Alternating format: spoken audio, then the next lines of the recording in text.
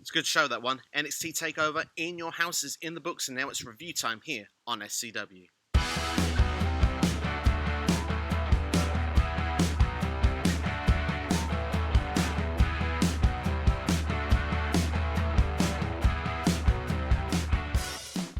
So before we get into the show, I just have to say very, very quickly, I thought the set was beautiful. I love the nostalgia of In Your House. I was a big fan of it growing up in the 90s. To see it come back here and uses this setting here, I love the nostalgia. I love Todd Poundgill being back as well. I thought we had some great flavour, some great use throughout the night. The fact that VHS tapes are no longer in use and the way he interacted with the likes of Hit Row and Dexter Lumis, awesome stuff. If you're not a fan of nostalgia, I'm afraid we just can't be friends. But let's kick in straight into the show then with the first match anyway, which was Bronson Reed and MSK.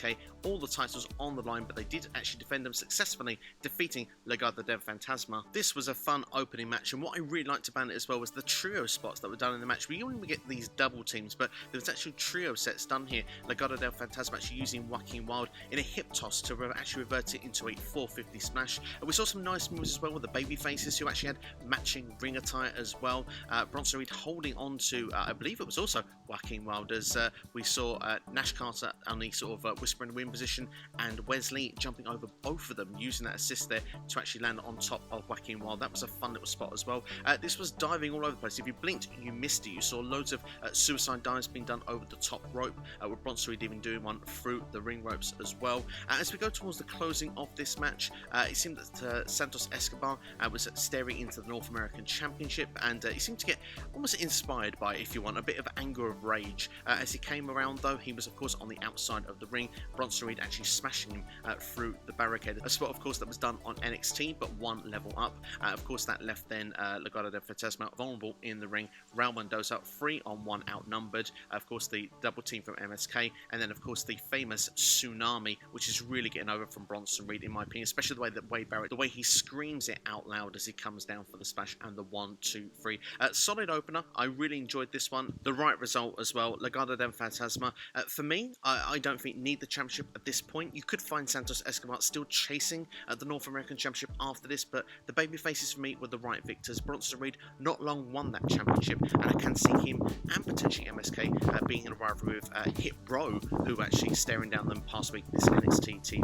Legado Fantasma potentially as well could be a call to Raw SmackDown with those next NXT call-ups. We'll have to wait and see what happens further down the line. Next was Mercedes Martinez versus Xia Li. Of course, it was the first time Xia Li was on a takeover. Hard-hitting match, very physical. You felt the ruthlessness from Xia Li, and she was quite dominant throughout. Definitely wanting to get back that win after the Mae Young Classic, and I liked the video package beforehand as well, the way it sort of showcased what happened, the way she was embarrassed on that show. But throughout, in the end, Xia Li was the one that picked up the victory, almost like a Trouble in Paradise style finish that she used there, a la Kofi Kingston, if you will. Xia Li picking up the victory. It was a solid match, this one, but I would say probably the weakest one on the card, even though I think the story was told correctly throughout this. There probably is an argument that at this point the message was to get Xia Li over, but at the same time, was this takeover worthy? I think there is a question about that. I didn't really enjoy the aftermath of the match either. I mean, Mercedes Martinez using a steel chair to actually get revenge on Xia Li immediately and Boa. I did wonder if this was to set her up perhaps at leaving NXT and maybe just to give her a bit of strength before she goes perhaps to Monday Night Raw. But then we saw Mei Ying finally get out of her chair. This was the first time in months after sitting there for a long time, putting the main style finisher sort of submission on, kind of the fingers around chokehold area on Mercedes, completely helpless, and then thrown off of the staging into like the sort of barricade area down the aisleway. It was okay for what it was, but I just think it took away from Xia Li's moment. This was her takeover match, her victory. You could say yes, it progresses the storyline, it gets Mei Ying out of the chair and perhaps progresses her into storylines, but I thought the whole purpose of this was to get Xia Li over. Next was the $1 Million Championship ladder match that took place. It was Cameron Grimes taking on LA Knight. And what I must say here, I really enjoyed this match. I thought it was really well put together. It was very much an old school ladder match, very throwback. I didn't see many attempts just running to try and get the championship up the ladder. They more used that ladder as a weapon. We didn't see insane, stupid spots. It almost felt dare I say, almost a bit more realistic of a ladder match. It certainly suited the characters that were involved in this match, and for the first half of it, like I say, it was more simplistic rather than actually overcomplicating the situation of the ladder. The big spots though did start though when LA Knight actually used a net breaker on Karrion Kross on the side of a ladder. That looked quite painful, and then we sort of further on into the match, we did see in the latter stages a couple of insane spots. Karrion Kross jumping off, well, not where the ladder was, but it was almost like what holds up the lighting from a very high up with a high cross body, and then Karrion Kross looking to actually go and get that championship. LA Knight coming in and actually turning the ladder, Karrion Kross going out of the ring and through a ladder that was actually held up by another ladder and the ring rope. A very vicious looking spot to finish off the match, because LA Knight would go up and climb the $1 Million Championship. The right decision in my opinion, although I would have liked to have seen the screw job. I'd have liked to have seen a moment of emotion from Karrion Kross, perhaps Ted DiBiase turning on him, but of course LA Knight does carry on that legacy going forward. I think he had the most to gain here. I do think that with Karrion Kross he can come back and try and go after that championship. It's not necessarily a done end feud here. So yeah, all in all, I kind of enjoyed this. I just wish there was a screwy finish there to get LA Knight perhaps that heat, and Ted DiBiase perhaps sticking around, but maybe Ted DiBiase isn't sticking around. But LA Knight, I've said this previously on previous podcasts, does have that ringmaster vibe with the $1 Million Championship, and of course, yeah, the ringmaster Steve Austin went on to do great things with future gimmicks. So LA Knight has something, there's something there, and hopefully this can be what can propel him to the next level in NXT. Next was the NXT Women's Championship match that involved Raquel Gonzalez retaining the championship against Ember Moon. This was a good match here, and this was all about getting Raquel over as the champion, establishing, beating, of course, a former NXT Women's Champion, of course, Ember Moon, who's been and done it all, it feels, when it comes to NXT. And of course, it definitely gives that rub to Raquel Gonzalez going forward, who is very quickly improving in the ring. She's fantastic. She was never bad in the ring, but she's going to a different level with each and every performance. I really enjoyed her spot where she almost did a twisted Vader bomb. Nice little touch. But story of the match, Dakota Kai was with Raquel Gonzalez at ringside. So this actually meant that every occasion that she could, she would assist Raquel, so Ember couldn't get the victory. Particularly when the Eclipse was hit from the top rope. Looked like that would be the finish to put Raquel away, but no, the foot was put on the bottom rope. This led to a return of Shotzi Blackheart, her and Dakota actually battling to the back. Then Ember Moon would attempt another Eclipse, but was caught. And then, of course, she actually hit a finisher, which was kind of like that one arm sort of like power slam, but it's almost like a choke slam sort of environment. I really like it. Devastating finisher. Decent match, but I must say probably the most predictable one of the entire card. Obviously, from here going forward, we'll have to wait and see what happens, but it looks like this could evolve to a tag team rivalry. Perhaps then the winners will pursue going after the Women's Tag Team Championships, which of course is currently held by The Way. We get to the main event. Of course, backstage they did have to be pulled apart before Johnny Gargano could make his ring entrance for the main event. William Regal completely losing his temper, and it was moments throughout the night where we saw clips of William Regal having to get involved and breaking things up. Clearly, pure carnage on NXT. Like we'd seen previously, people had said that this was, this wasn't William Regal's show anymore. He couldn't keep control, and it was quite clear with these guys in the main event. Johnny Gargano and Kyle O'Reilly was actually in the parking lot earlier in the day, and we did see Pete Dunne and Karrion Kross as well having to be pulled apart during the backstage as well at some points throughout the evening. Going into the main event, then we had the Fatal 5-Way, and Karrion Kross was the one to retain the championship here. This was a fantastic match, just under half an hour.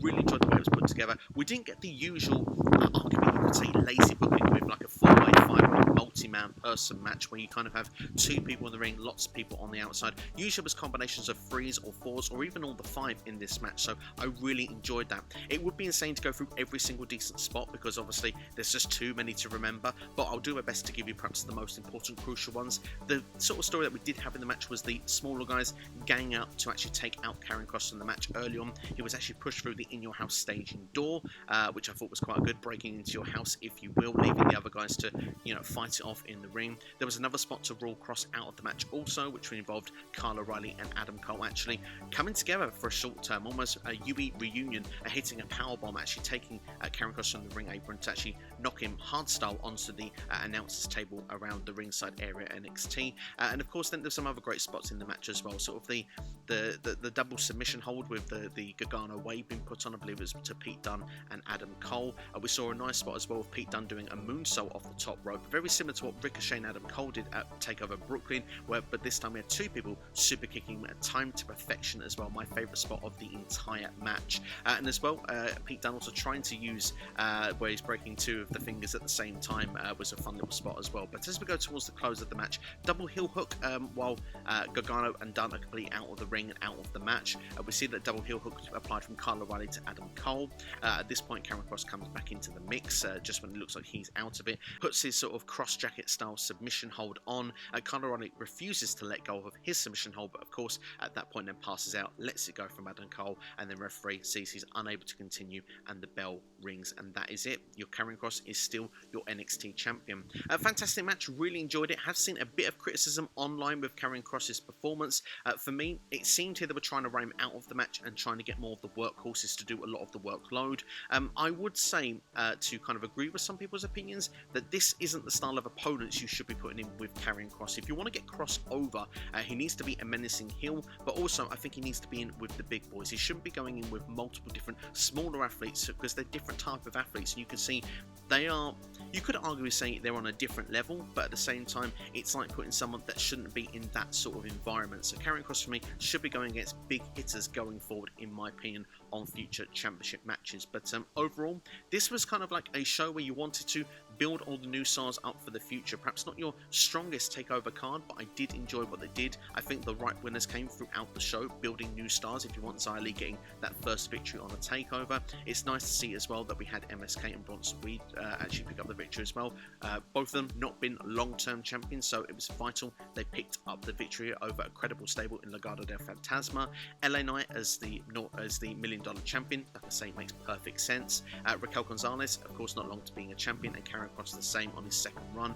For me, this is a solid show all over, and I have to give it a 7.75 out of 10 because I really enjoyed it. I love the fact that fans were in attendance as well, more fans than we've ever had in a Capital Wrestling Centre. It was good to hear that pure emotion and natural chants from fan bases, and I hope that this is the start of seeing more of that going forward. The cliffhanger of the show, of course, William Regal leaving the Capital Wrestling Centre and actually almost in tears and saying that he's been GM for 7 years, and with the events of the evening and not being able to keep control in NXT, perhaps it is time for a change. And of course, Michelle McKenzie saying it's time for a change back as the show went off air. It does hint that William Regal perhaps will no longer be GM on NXT, which of course will be sad, because I think William Regal's done a fantastic job over the last 7 years as GM. He shows that the GM role can work in wrestling. One with people have been saying, oh, it's bad when they see it on Raw, SmackDown. I don't see anyone ever complaining about his role in NXT. I think it's always been done fantastic. The sad part, if he does step down, who's going to say War Games every year? I'm not quite sure, but I suppose there could be a couple of different directions we could be going. Dave Meltzer has reported that Samoa Joe, of course, has been in and around the Performance Center, perhaps even done and worked out a deal with NXT. Perhaps he could be the favourite to be the new general manager of NXT, which also would probably say that Samoa Joe still isn't cleared for in-ring action, but would give him a fun role, a dominant role as well, and I think that he could establish dominance in NXT, and is a fresh face if you want to do so. Perhaps it is right to make that change. Maybe William Regal just doesn't want to outstay the welcome, or perhaps he becomes a GM or Raw SmackDown in the future. Who knows? But I would say one of a potential idea, it could be time for a change. What about the Diamond Mine? That could be something as well. We've seen the idea that it could be like an NXT Underground. Maybe it's like an MMA style. Maybe it's a faction. But maybe if you can't control your emotions in the Capital Wrestling Center, maybe you get thrown in this MMA style and you get this different sort of rules, different sort of matches, or the Diamond Mine is brought in via William Regal. This is his way of gaining control in NXT with this MMA style stable, which if Samoa Joe is part of NXT, could even be the head of it, because there seems to be more factions growing in NXT. So definitely some talking points coming out of it, certainly exciting. I'm looking forward to NXT on Tuesday, but I want to know what your thoughts were of NXT TakeOver in your house in the comment section right now.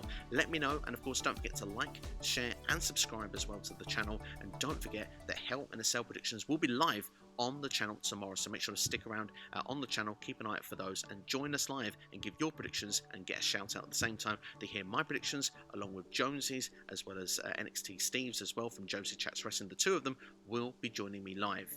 Of course, the Ask SCW Q&A is available on the channel for you now as well, the newest episode, so go and check that out as well. Have yourselves a good one. Thank you for watching. This has been the NXT TakeOver in your house review, and you've been watching SCW here on YouTube. Have yourselves a great day.